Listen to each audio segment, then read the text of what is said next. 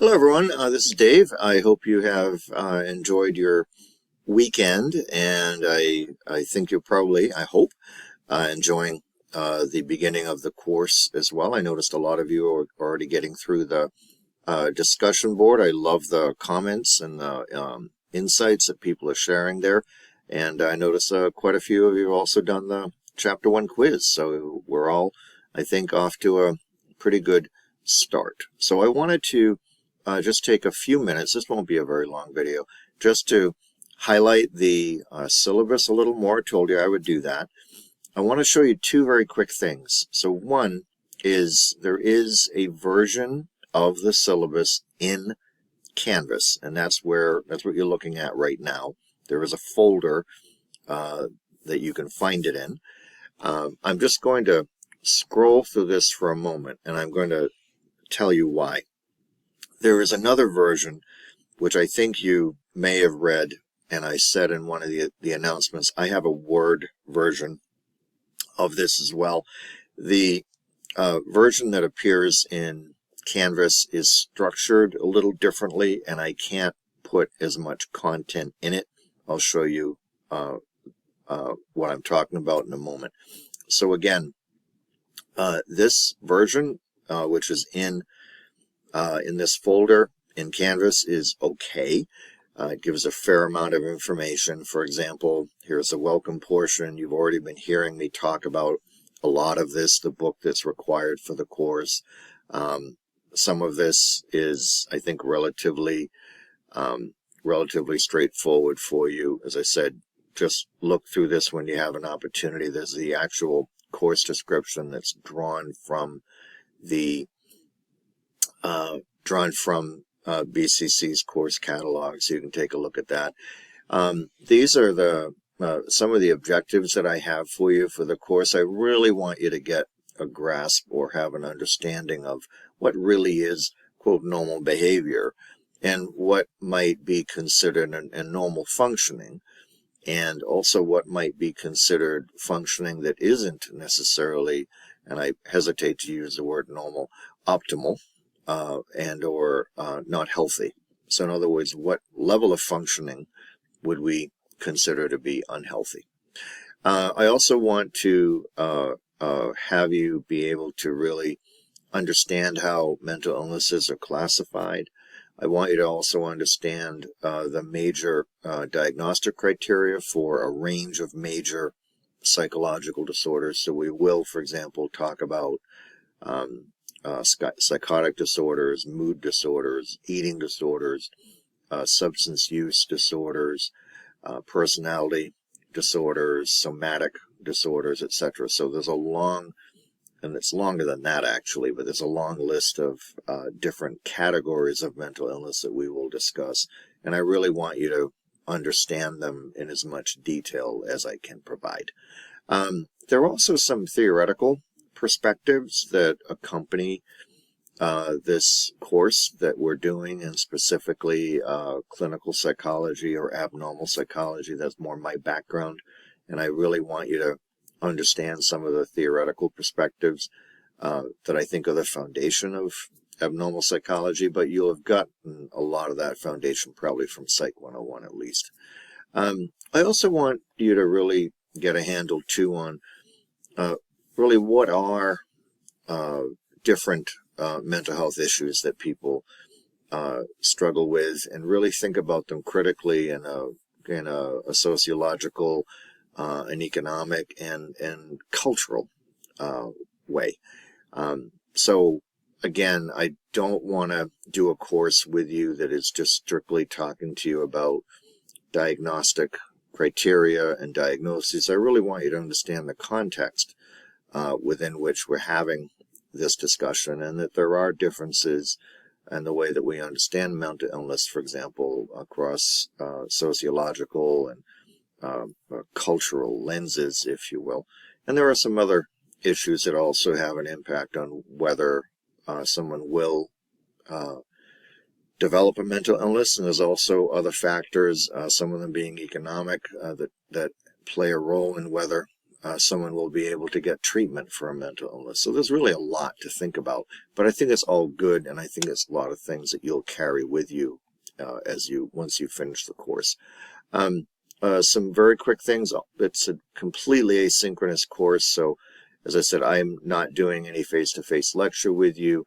Almost everything you need to do is right here in the learning platform in Canvas. If we do a Zoom together, which I already have one scheduled for you, I'll probably do more. They're strictly for question and answer. I'm, again, not lecturing. I just want you to be able to come into a space with me where you can ask questions about the course and just have that opportunity.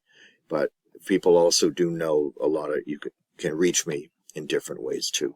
Wanted to give you a little bit in terms of how your performance is really being evaluated in this course. So participation is one. I mean, I notice participation obviously in discussion boards. There may be other opportunities for some engagement. But really the bulk of how you're rated or how you're evaluated for this course would come in the chapter quizzes, for example. And under that also comes the discussion boards. We have 4 multiple choice true-false exams, and there's also a research paper. So that should all add up to 100%. And that's again, the different elements that I'm going to be using to give you a grade at the end of the course. I want to say quickly, too, that there are a couple of extra credit assignments that I will give you. I'll let you know in advance what they are and when they're due. Just gives you an opportunity to maybe get a few extra points. I always think that, especially folks that are new to me, for example, we haven't had a course together. You're not really as certain of how I teach or what my exams look like. So, sometimes folks do okay or do well on the first exam, or they don't do as well as they thought they would, and they might benefit from just some extra points to the overall course grade. So they're strictly voluntary, the extra credit assignments, and I will talk about those later. Okay, so there's the grading scheme. Attendance is, as I said, I don't grade people down. It's not as easy to do that in an asynchronous course, but I do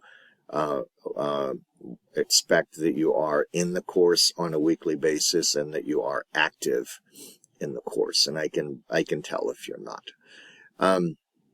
You can reach me really anytime. I'm generally easier to reach Monday through Friday, usually in the evenings.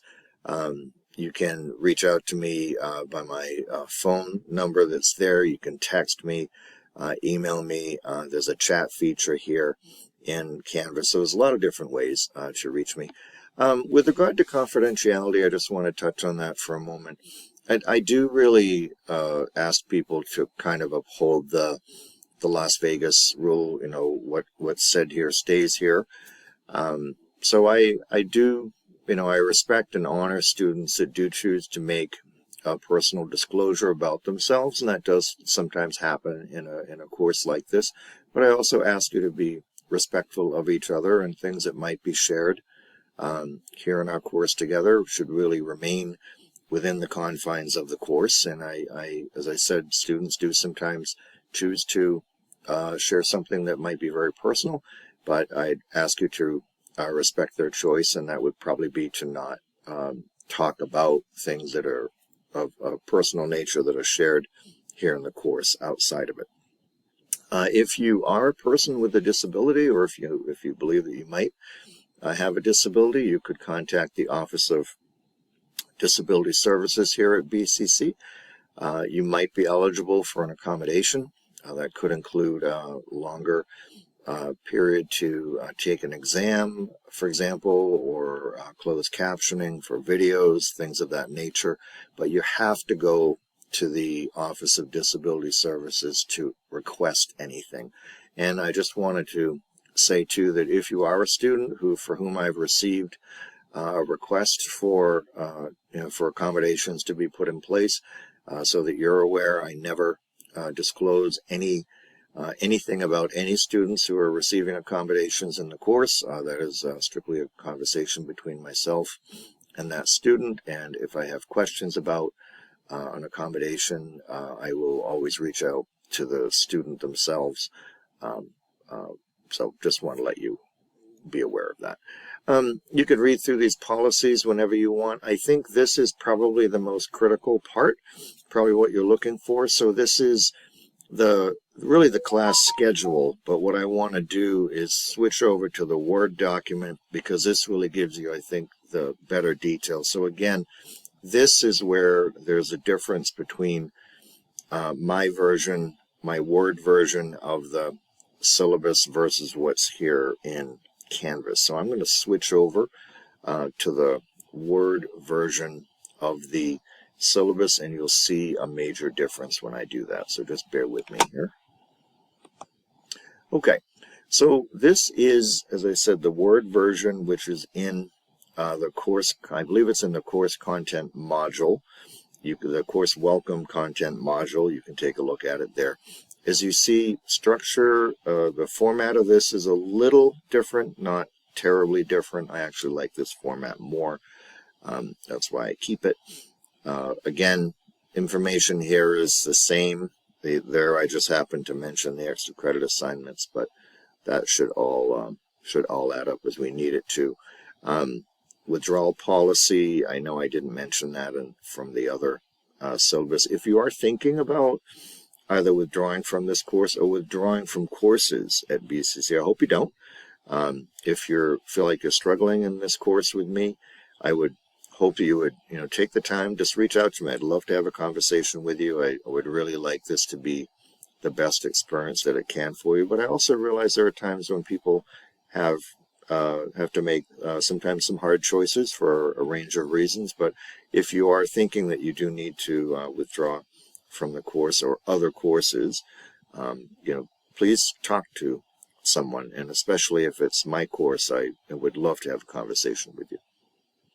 Just a few things, again, for you to be aware of. All of the, as I said, all of the work is going to be really in Canvas, except for the research project. You'll be doing that outside of Canvas. I'm sending weekly announcements frequently to you. You're getting a lot of information, but if you ever have questions, you can always let me know.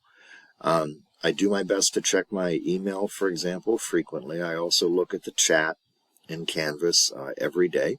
I might not get back to you in an email right away, but I do really do my best to follow a 24-hour rule. So in other words, you can pretty much guarantee that I will respond to your question within 24 hours or less if it's email. If it's text, I can respond a lot faster. And the chat feature in Canvas too. Let's see. All right.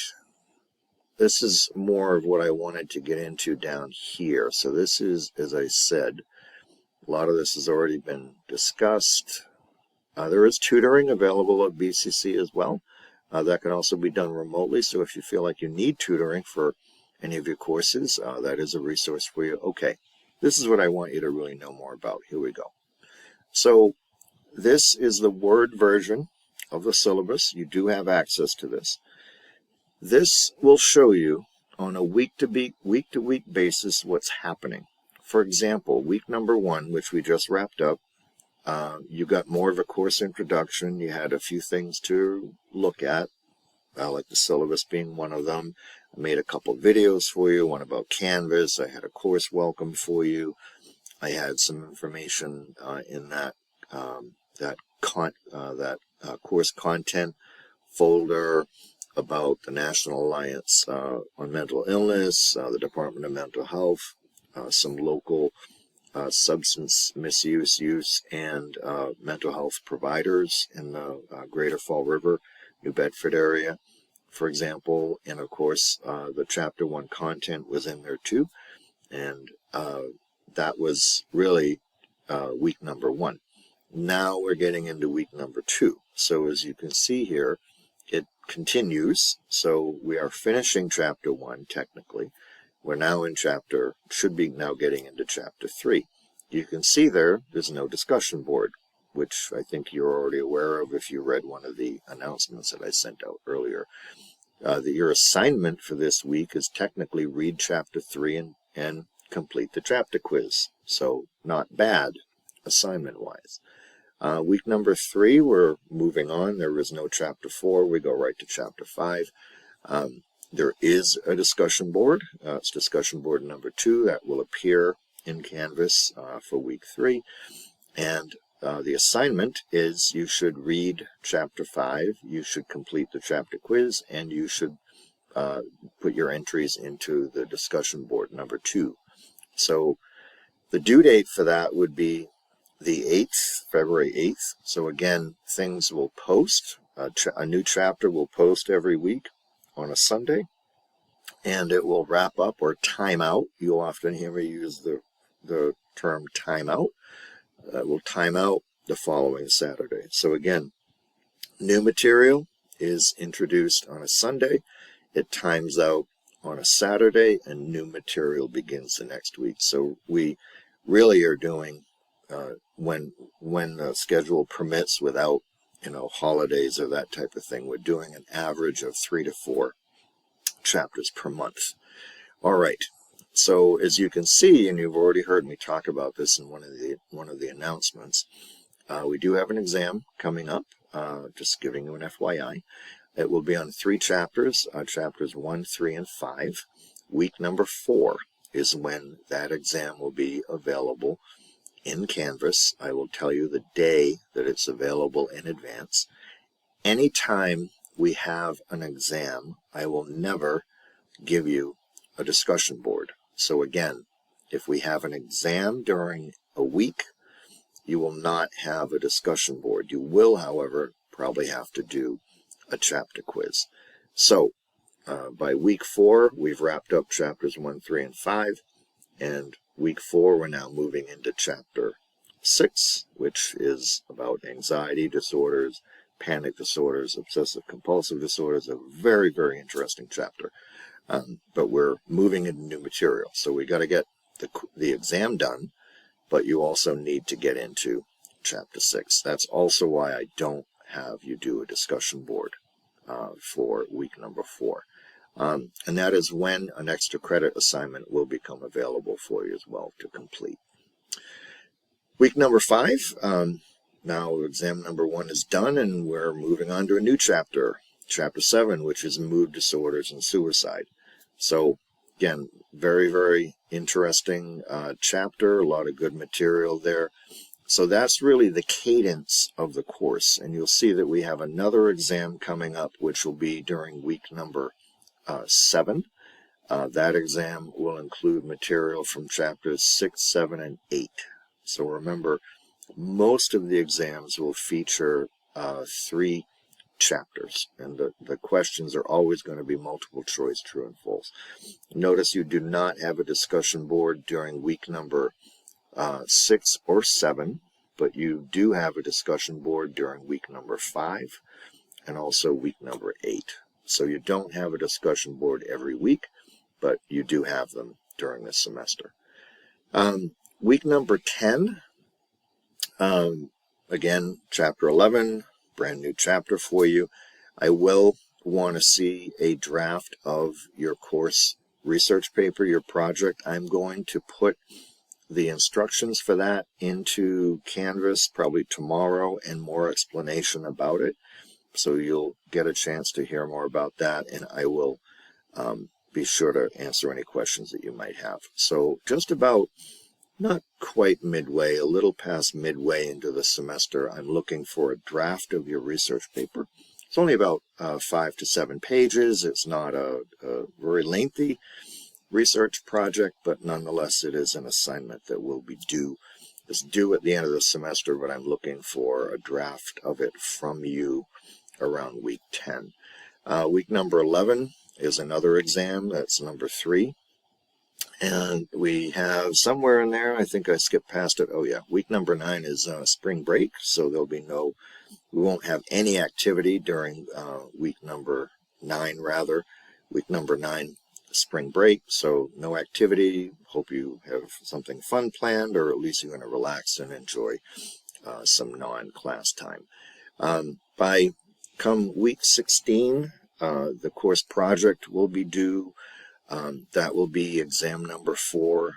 Incidentally, exam number 4 is not cumulative, meaning I will not be asking you questions from prior chapters. I will only include material from chapters 12, 13, and 14. So again, we technically, it's not really a quote final, in that it is not cumulative. It is just a regular exam. It includes 3 chapters.